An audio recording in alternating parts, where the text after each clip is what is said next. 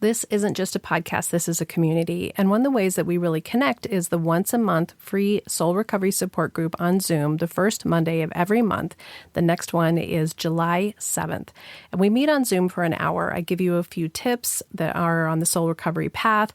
We meet in small groups and we really connect with each other. There's a time for questions and answers if you want more information about something that's come up for you to be able to share.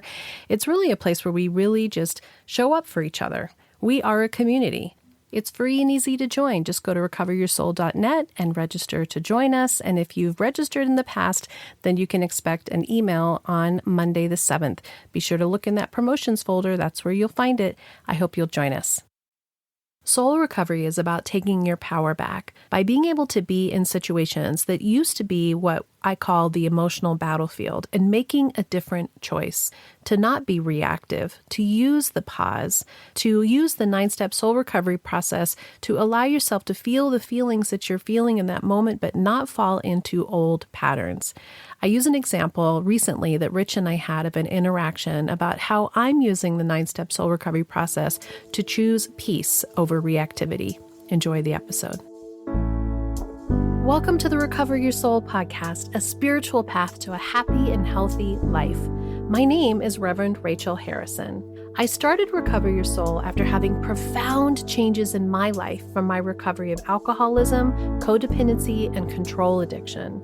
I was guided to share the tools and principles of spirituality and soul recovery to help others transform their lives as mine was transformed. For us to overcome external circumstances, we need to turn the attention to ourselves, focusing on our inner change and healing. Positive results in our lives will follow. Welcome to the Recover Your Soul podcast and community. I'm Rev Rachel. Thank you so much for joining me today.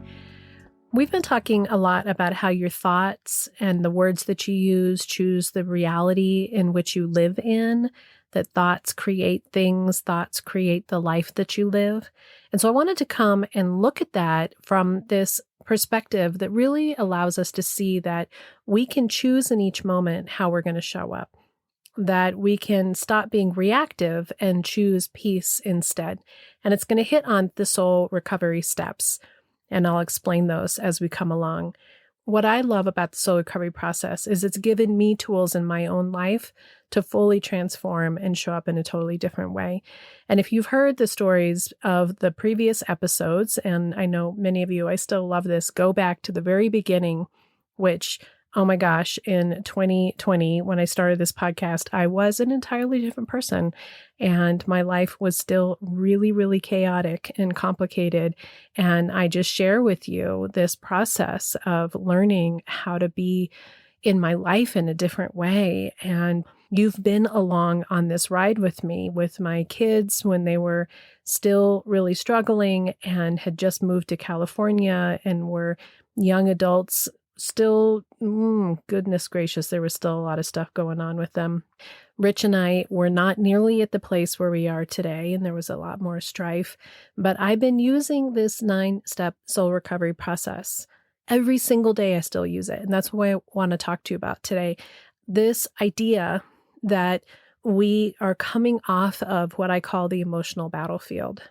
This place where we pit ourselves against the other people in our lives. And quite often we pit ourselves against the people that we care about the most because there is a lot going on. And still things continue to go on. So I'm going to tell some stories about that. But what I want to really continue giving you tools for is to be in your life using the 9-step soul recovery process, not just as steps that you do one time, but the way to handle and think about and be in the midst of a hard conversation or one of those triggering moments or when it just feels like your life is unmanageable. These are the tools that you pick up to get off of that emotional battlefield.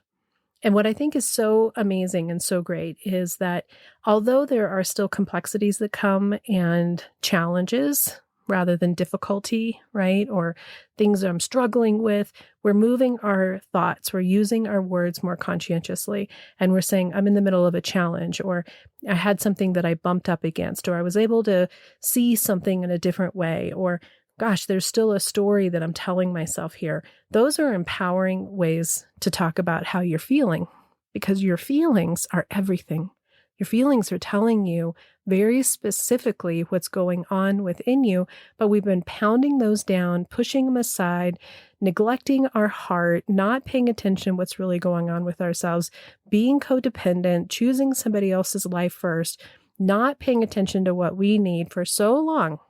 But this process is giving us tools and languaging and the ability to understand and see there's nothing wrong with any of that. We just no longer want to live from those limiting old beliefs and patterns that do not align with us, that do not allow us to be our full self, and that keep us in this loop of pain and suffering and frustration. And we've realized, this is actually step one, we've realized we can do something about it. We're ready for awakening. We're ready to heal ourselves. We're ready to make a decision to choose a different way for us to be in the world. Step two is we're powerless over everybody else, powerless over what anybody else chooses or says, but we are ready to come into our understanding of who we are. And in step three, we're looking at what are these old limiting beliefs, patterns, and stories? What do I actually think underneath there? And can I actually see that it's not true? It's not true that I have to take care of everybody. It's not true that something's wrong with me or that I'm unlovable or unworthy. These really limiting beliefs that are in our unconscious and subconscious, we're bringing them up to the surface so that we can begin to make a change, to make a different decision of how we're going to be in the world, to recognize that those beliefs were made by younger selves. And then step four, we're moving into co-creating with the higher power of your understanding, really stepping into your spiritual practice, learning what your intuition is, learning the co-creation, being more attuned to your feelings and how that's relating to your spiritual self and how you can begin to feel held and resourced and part of something even greater. And then we move to step five, which is letting go of those old stories, letting go of the old stories, really recognizing that they aren't true, that we don't have to choose them, that just because that was the way that our body and our mind worked with each other to protect ourselves in the past, or the stories that we had made up, or the truths that we really thought were true, we see that they were limited, that they came from situations that were painful, but we're ready to let them go. Step six is actually letting them go, that we choose to embrace these new beliefs, to rewrite our story, to step into the truth of who we are, and to begin to see how that has always been who we are. We begin to really recognize that there's evidence of the truth of who we are, just as much as there was evidence of our shortcomings or the old beliefs and patterns and stories that we thought were true. We're moving into what is true for us and really claiming that and rewriting our entire story. And then in step seven, we're aligning with this new perception. We are seeing the world in a completely different way. Step eight, we are continuing to deepen our spiritual practice. We're really looking at how we can be more attuned to these incredibly wise and beautiful and, oh my gosh, we just have so much ability to be present in a way that allows us to see the world and have this different perception and to really lean into our inner wisdom, our inner guidance, and to use that part of ourselves, that intuitive part of ourselves, to be present in the world. And then step 9, shine your light. Go out into the world as this fully embodied self and be present in your world in a way that can be of service, that can be helpful, that can be a beacon of light to others, not trying to fix or change or control anybody, but really just being the wholeness of who you are.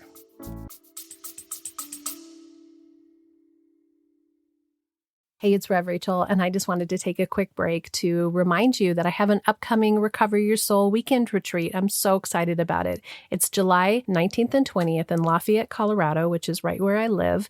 It's at this beautiful retreat center overlooking the Rocky Mountains. we're going to immerse ourselves in the soul recovery process. You're going to be able to truly touch on those beliefs, patterns, and stories that no longer serve you, and to connect more deeply to your true and authentic self and leave behind some of those patterns that have been holding you back. We use the 9-step soul recovery process teachings. We use oracle cards. I do guided meditations. We're going to have a sound bath, and really connecting with others who are on the journey together, and that I get to be personally with you is one of the greatest gifts. If this interests you, I'd love for you to go to the website, recoveryoursoul.net, to look more into what's going on with it and to claim a spot. And if that date doesn't work for you, there's another one in Asheville, North Carolina on September 13th and 14th. I hope that you'll join me. I can't wait to see you there. Are you ready to step into your soul recovery? Visit the website recoveryoursoul.net to learn more about the 9-step soul recovery process. I hope that you'll join us the first Monday of every month for the free soul recovery support group on Zoom, where we learn more about soul recovery and connect with each other. If you'd like to work directly with me to move through the 9-step soul recovery process, I'm here for you, but you can also choose to work the steps on your own with individual modules intended to support you to work at your own pace and on your own time. And if you want even more soul recovery, join us for the Recover Your Soul bonus podcast for Patreon members and Apple Podcast subscribers, where I interview amazing people sharing soul recovery tips for us and also do spiritual book studies. You can also find daily inspiration on Facebook and Instagram and join our private Facebook community. Visit the website for more information, links, and registration for everything. Back to the episode. What I wanted to get to, it's kind of funny that I was guided to go through the whole thing with you, because just like in 12-step in AA or Al-Anon, we do these steps one at a time so that you can understand more deeply about yourself. But then once you've gone through them, it's a way that you can use these tools and principles to work through the complexity, the stickiness of life, to remind yourself of who you are. Just because you did it one time certainly does not mean that you are one and done. That is not how that works. It's not been how it works for me. But I continue to deepen my process. And each time I really stay present in and I deepen my process, when there's a new opportunity to learn, it isn't quite as dark and deep and painful in the way that it used to be painful. There might be intense feelings, but feelings aren't bad. Our attachment to all of the stories, that's the part that really is the suffering that we experience. So when we get on the emotional battlefield with the ones that we love, what we often do is we move into these habitual old patterns. And it's really a protective mechanism to try to keep us safe. And isn't it interesting that the safety that we're often doing is actually keeping us separate from the people that we want to have more intimacy with, that we want to have more connection with? And it's because we go back to those old beliefs and patterns and stories that say, people aren't safe. No one is there for me. I'm not enough. This isn't going to be what I wanted it to be. I'm whatever it is. These really icky, yucky things that our critic says to ourselves that are really just trying to keep the world out so that we can be safe. When I think about the emotional battlefield that Rich and I were in for so many years, there was a lot of validity in why we were battling so much. And we didn't have the tools at the time to really understand how to communicate with each other. We were both raised in divorced homes. He was raised in a home that had a lot of conflict, a lot of yelling, a lot of not talking about feelings, a lot of kind of shoving things aside. And I was raised in a home with no conflict whatsoever, no raised voices, but in my own way of seeing the world, my way of keeping it all together was to never actually have a voice. Not that I was told not to, but I just decided on my own that was the safest thing to do. And so when we had kids and things get complicated, as those of you who have kids know that they get complicated and there's really no way around it. This is what it is to be a human being, is that now you have a little person who has their own karma, their own personality, their own way of seeing the world. Somebody I was talking to recently said that his wife was frustrated at their 2-year-old's temper tantrums. And he said, well, it's kind of easy if you think about it from a 2-year-old. It is literally the worst thing that's ever happened to them that they know of when they can't have something. They are starting to see in the world that they want something, and you're telling them no.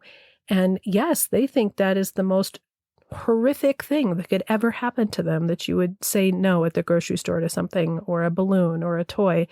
And so when you look at it from their perspective, yeah, that was horrible, right? And so now we're having all this new spiritual parenting style.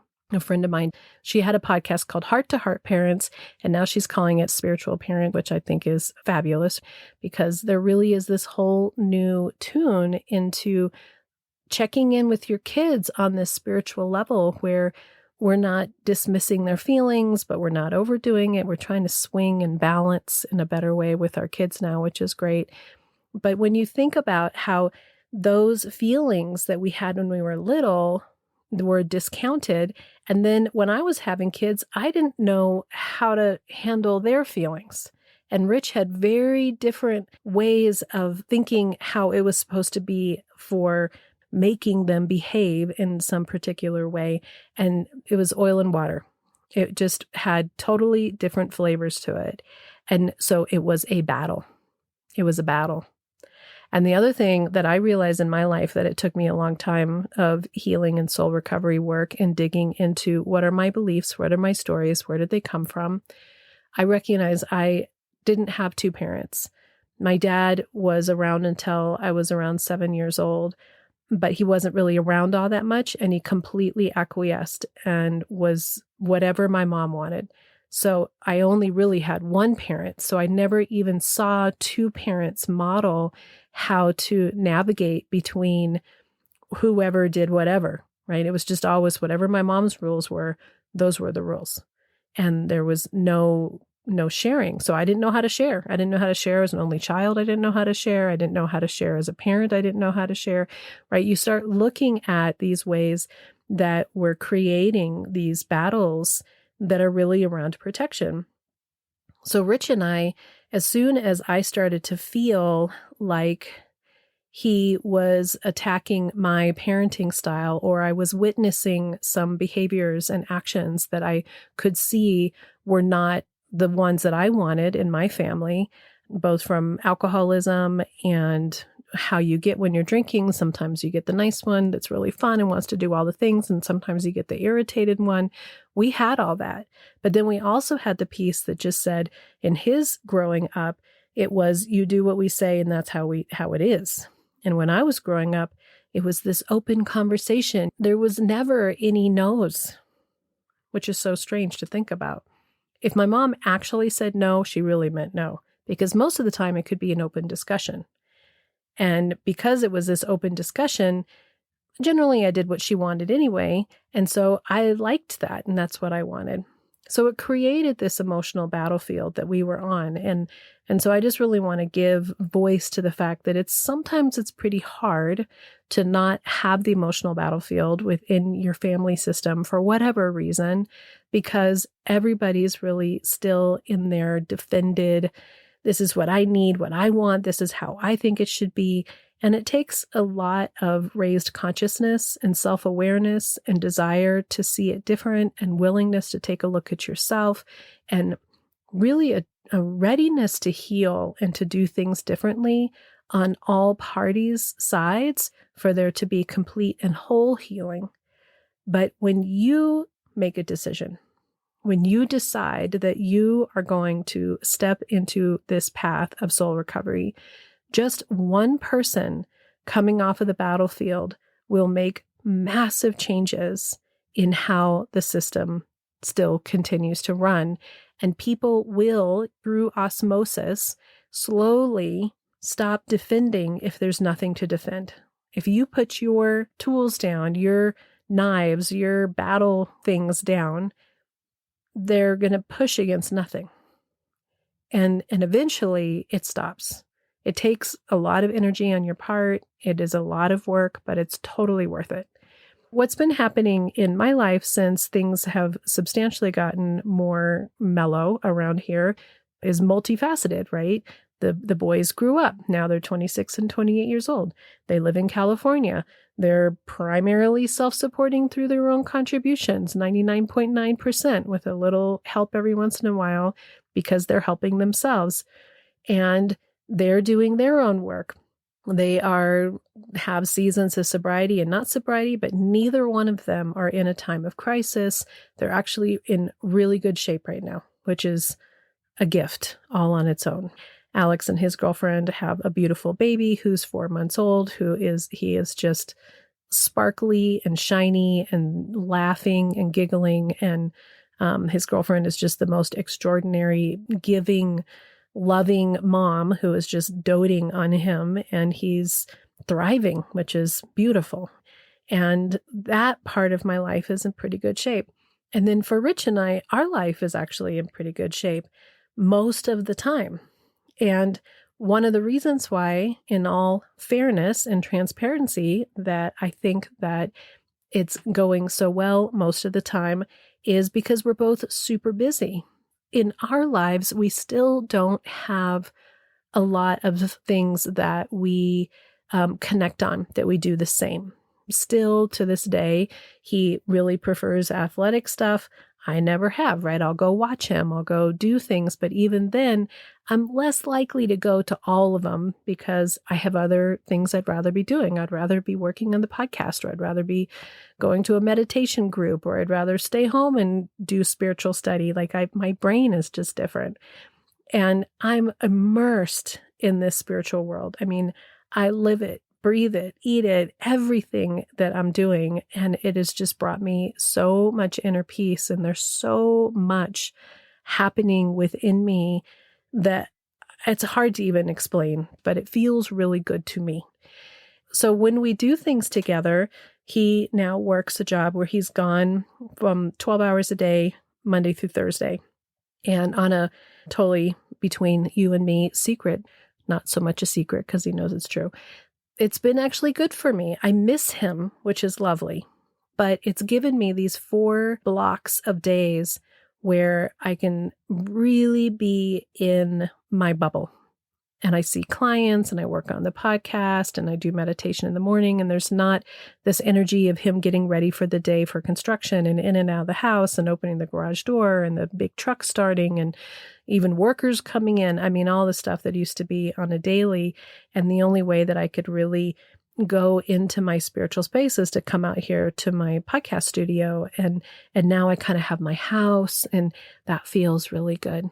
And then when we are together, we are laughing and enjoying our home and making jokes. And we have a couple TV shows that we like to watch together.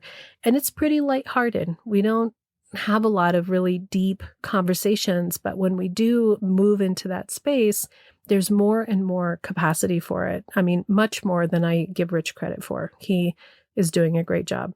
And then he actually, in his new world, unfortunately, still has jobs from that he was doing before he started this new job. And so he's working literally 7 days a week from morning until dark every single day. And he's doing a really good job of holding it together most of the time. So the other day, what I want to share with you is the emotional battlefield has really subsided. There's no emotional battlefield. 95% of the time, there is no emotional battlefield at all. And it used to be 95% of the time we were in an emotional battlefield. So for those of you who are in it, there is a way out. I just want to give you hope. And it may mean that your life ends up not being with the people who are continuing to battle and won't put down their weapons. That is something that we have to look at. We have to be honest about. We're learning in soul recovery to see our life as it is. And I say on a regular basis, I'm so grateful that Rich and I have done this work to save our marriage. I am not married to the same person, like literally not married to the same person who I didn't enjoy and who I was in battle with even 7 years ago. We are both completely different people. And the key for us has been to step into this new phase in our life and this new relationship with these new people without dragging all of the past with us as often as we can, but it still comes up from time to time. So here's my little, and this is one of those stories. It's like, it's not even that big of a deal, but it just shows you how quick those old patterns and those old, like, gritty, sticky things can come, and that there is another way to handle it. So the other day I show Rich a Instagram post of Alex and his girlfriend and Bodhi at a concert. And they had bought these tickets for this concert like months ago or something. And Rich did his habitual old pattern, step 3, discovering our old patterns. And his habitual old pattern was to say something snarky. Oh, if they don't have any money, how could they go to a concert? And then he looked at me and he said, you probably paid for it, didn't you? Ooh, oh, ow, ouch. Ooh, man, that burned. And I watched myself go right back into the battlefield. I felt that just hot flash of just, like just that thing that happens, right? And I felt defensive. But at the same time, I went into that place where it was like, I didn't want to fight, but I felt like I had to defend. And this is one of my old patterns. This is a pattern. So we're looking at patterns in soul recovery too.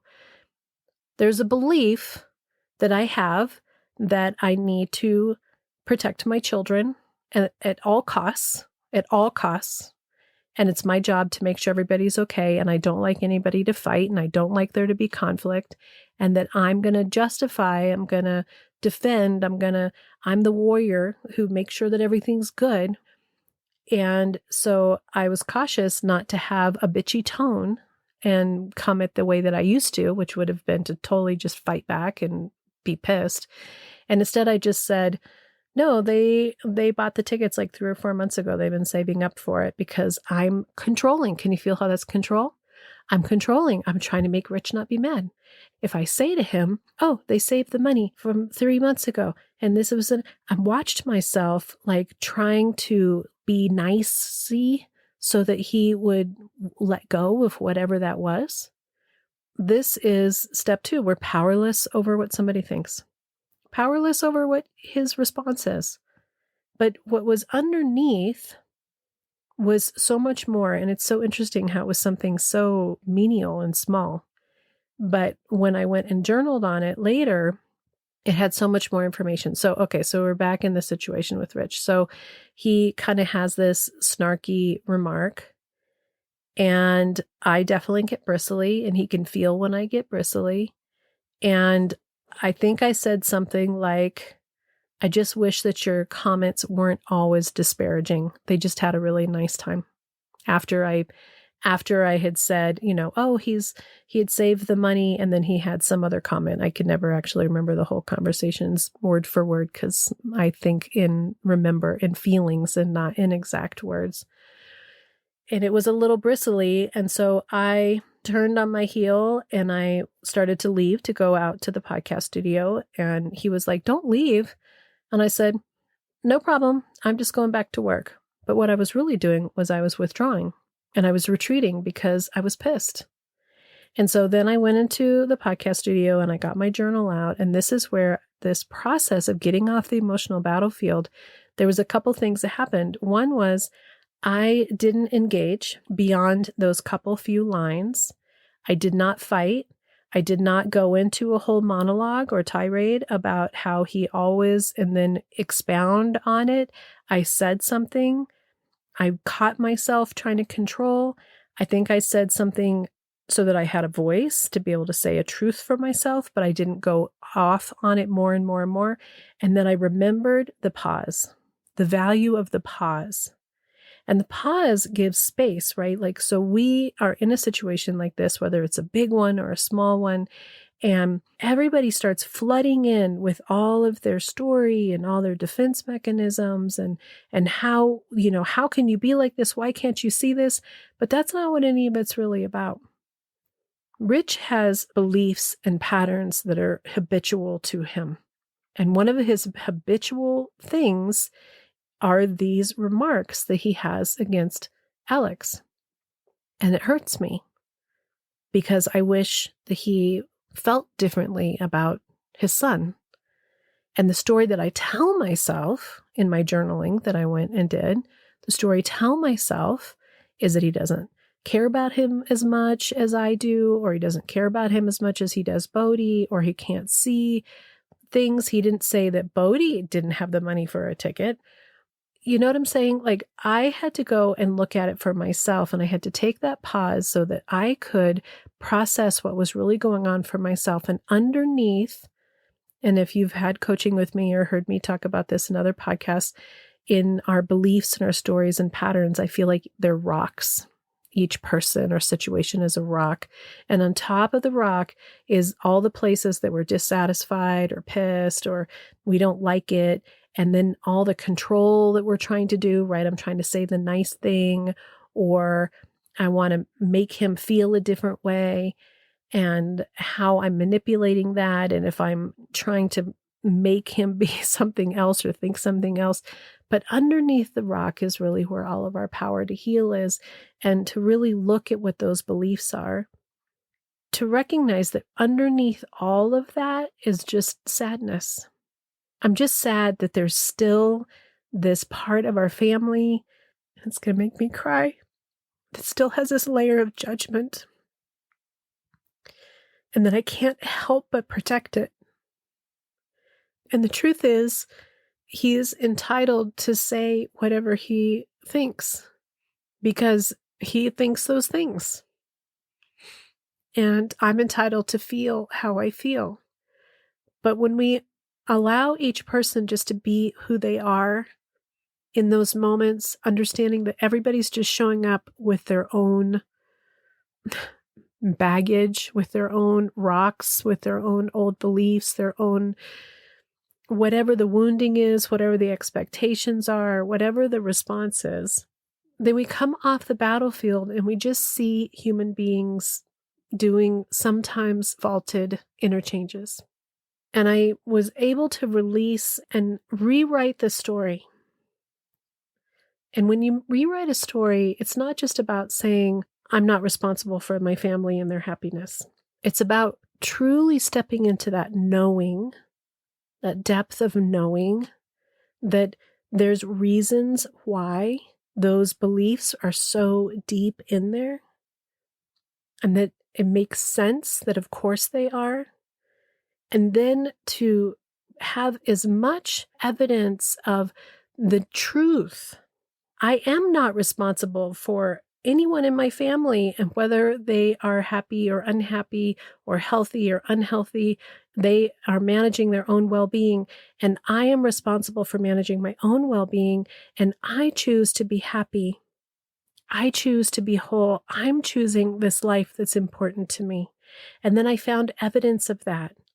And I reminded myself of how far we had come and how this is such a teeny tiny little prick compared to these huge, blown out, painful, dark, complex, fighting, screaming. Oh my God, like the world that we lived in before was just so horrible. Here we are in this one little thing, and I'm the one who's still being affected.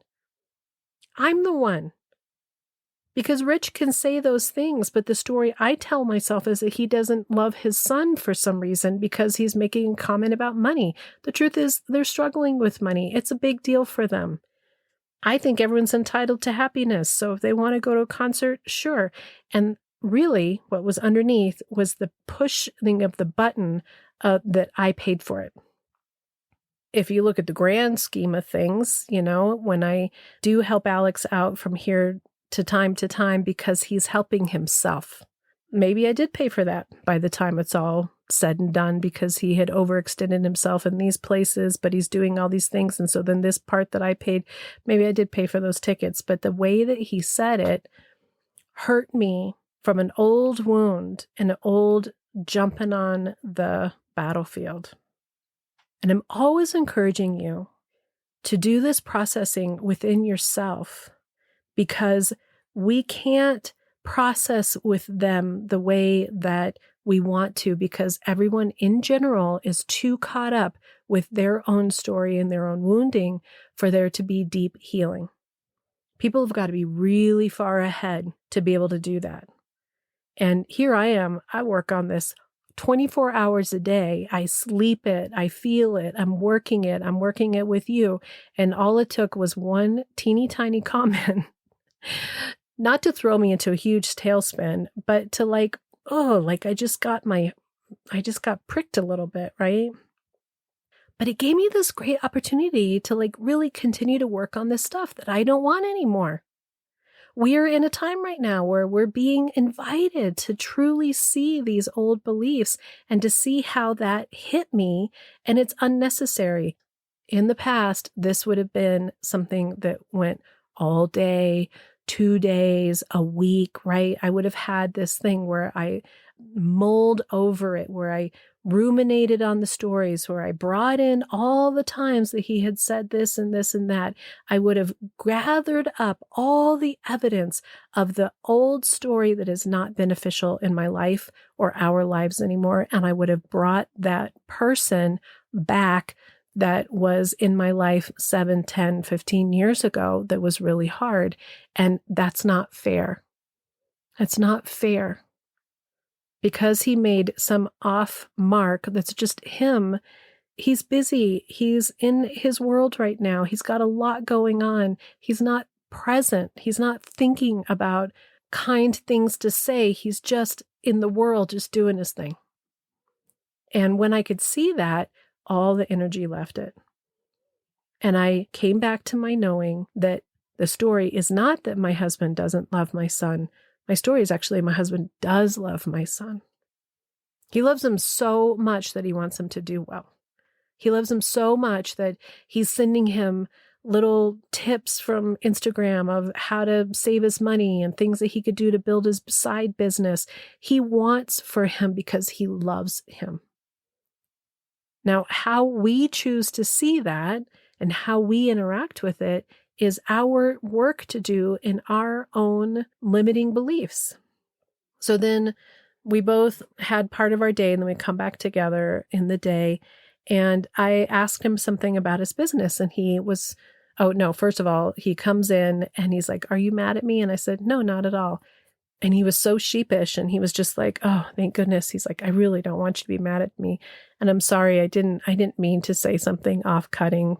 That wasn't my intention." And I said, "I know it wasn't. It's okay." And I didn't also go into my whole processing and explain to him all the things I just explained to you. You know why? Because they're mine.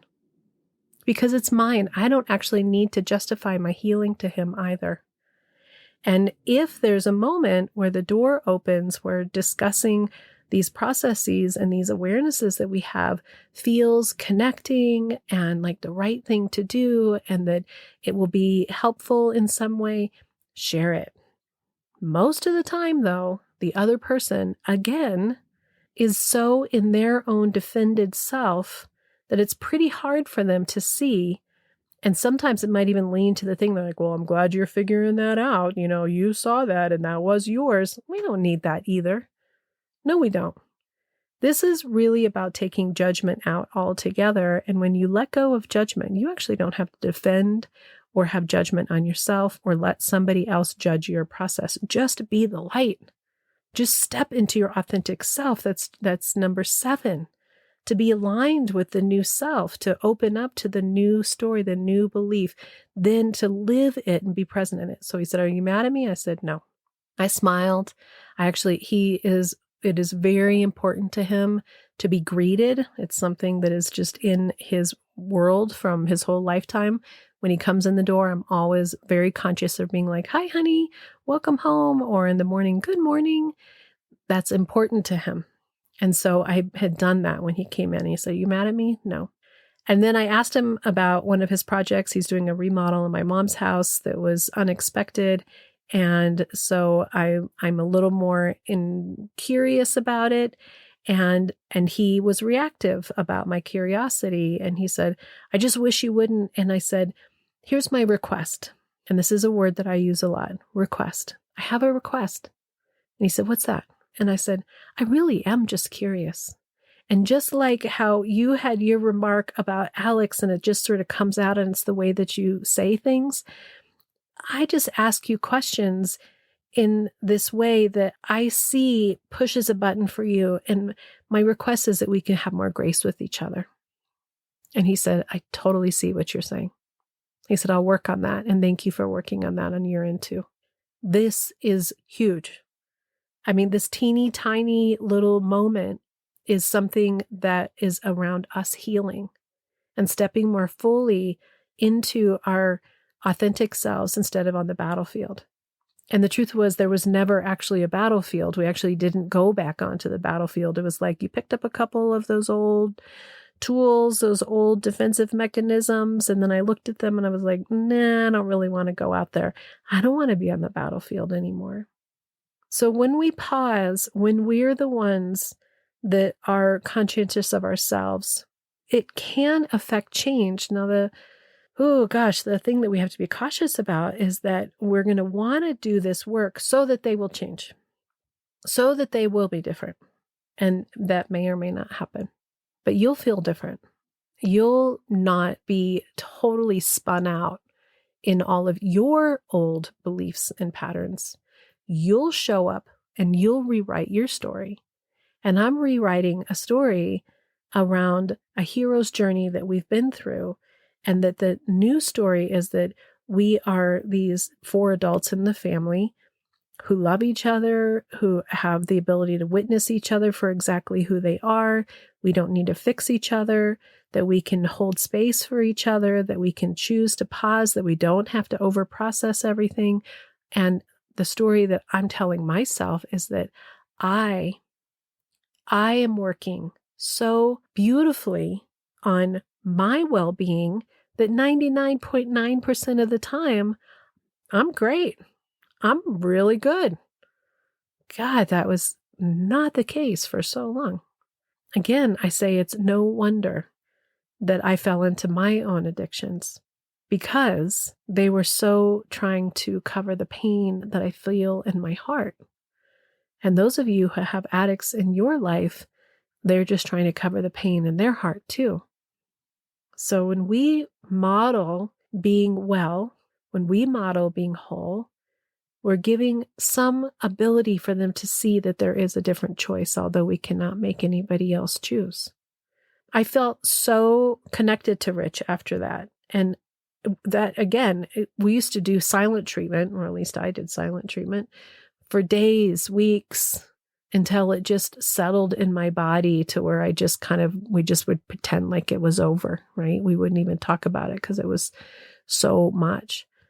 And those moments just give me such hope. So pausing, doing the work yourself, working that 9-step soul recovery process, allowing it to give you the information about your feelings, really attuning to who you are, how you're showing up, what is it showing you, how can you look at what the story that it wants to tell, that old pain body story that it wants to tell, how can you honor it, be kind to that part of yourself, give yourself compassion, and then make a solid decision to stand and be in the wholeness and the healed part of yourself that you are. In these new patterns, these new stories, rewriting who you are and living from that. That's the power of change. Until next time, namaste. Thank you for listening, and I hope that helps support your soul recovery process. Just a reminder that every Friday is the Recover Your Soul bonus podcast. This podcast is for Patreon members and Apple Podcast subscribers. And not only do you get an incredible interview or book study that comes with being part of that community, but your subscribing helps support this podcast and the Recover Your Soul community. If you want to listen to those bonus episodes but can't subscribe right now, do know that you you can be a free Patreon member and have access for limited time to new episodes. Visit the website recoveryoursoul.net or check out the show links below for coupons and information for upcoming events. I thank you for sharing this podcast with your friends and family. I thank you for giving it 5 stars, and the reviews that are left bring tears to my eyes. I am honored to be part of your life. Together, we can do the work that will recover your soul. The Recover Your Soul podcast and its content is for educational purposes only and is not allied or representative of any organizations or religions. It's based on the opinions and experience of Reverend Rachel Harrison. Recover Your Soul claims no responsibility to any persons or entity for any liability, loss, damage, or cause alleged to be caused directly or indirectly as a result of its use. Applications or interpretations of the information represented herein. Take what you need and leave the rest.